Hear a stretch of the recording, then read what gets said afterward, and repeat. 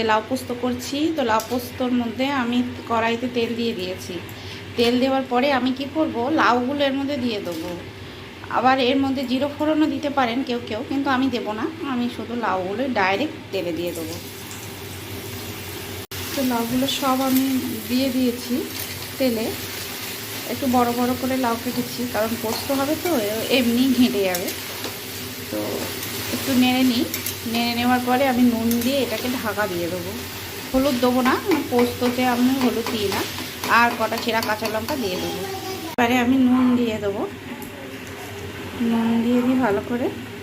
নুন দিলে কী হবে না, লাউয়ের থেকে জল ছাড়বে, তো সেই জলের মধ্যেই লাউটা সেদ্ধ হয়ে যাবে। আর দিয়ে দেবো কটা ছেঁড়া কাঁচা লঙ্কা দিয়ে নুন দিয়ে একটু নেড়ে নিচ্ছি আমি এটাকে ভালো করে। নেড়ে নেওয়ার পরে এটাকে আমি ঢাকা দিয়ে দেবো।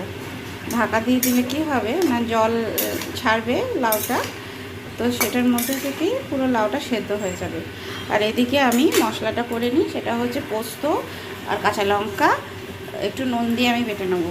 যে ঢাকা দিয়ে দিলাম লাউটা। আমি 4 চামচ পোস্ত নিয়েছি আর 4টে কাঁচা লঙ্কা নিয়েছি। কাঁচা লঙ্কাগুলো গরমে লাল হয়ে গেছে বলে এগুলো লাল লঙ্কা মনে হচ্ছে, কিন্তু এগুলো কোনো শুকনো লঙ্কা না, এগুলো কিন্তু কাঁচা লঙ্কা।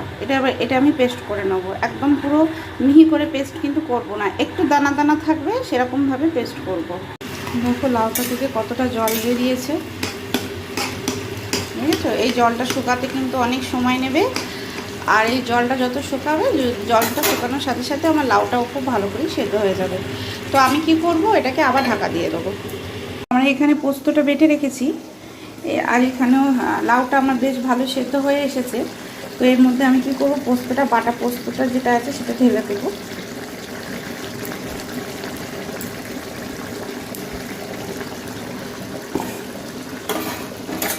আমি এবার এটাকে মিক্স করব।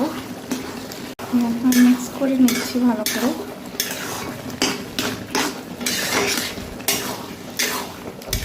তো এই পর্যায়ে একটু টেস্ট করে দেখে নিতে হবে যে নুনটা ঠিক আছে কি না।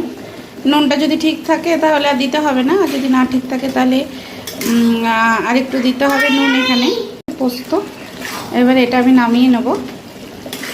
আপনারাও বাড়িতে করবেন, জানি অনেকেই করে খায় এটা। ভিডিও বানিয়ে এলাম আজকে, যেহেতু আমি করলাম বলে। তাও বলছি একবার বানিয়ে দেখবেন আমার প্রসেসে। ভালো লাগলে নিশ্চয়ই জানাবেন। ধন্যবাদ।